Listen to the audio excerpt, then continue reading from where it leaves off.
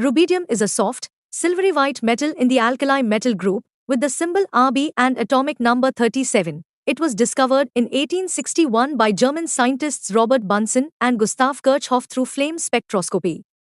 Rubidium is highly reactive, even more than sodium or potassium.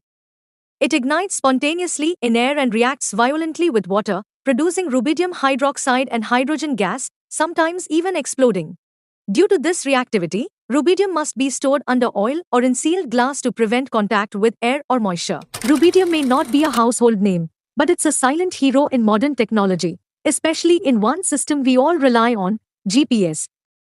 The Global Positioning System, GPS, tells you where you are on Earth using signals from satellites, but here's the secret: GPS doesn't directly measure distance, it measures time, the exact time it takes for signals to travel from satellites to your phone.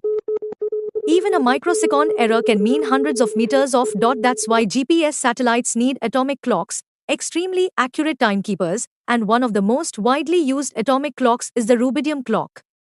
Rubidium clocks work using the natural vibration frequency of rubidium atoms. Inside, a beam of rubidium gas is exposed to microwaves. The clock tunes the microwave frequency until the atoms absorb it perfectly. That resonance defines a very stable time pulse, ticking over 6.8 billion times per second. Most GPS satellites actually use rubidium clocks as backups or even primary sources. Every time you open Google Maps or check the time on your phone, rubidium is quietly helping make that possible. Rubidium clocks may be small, but their role in modern life is enormous, guiding planes, syncing internet servers, and getting you where you need to go.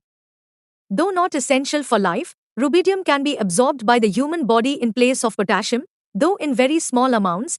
Despite its volatility, rubidium remains an important element in advanced technology, research, and the fascinating world of chemistry.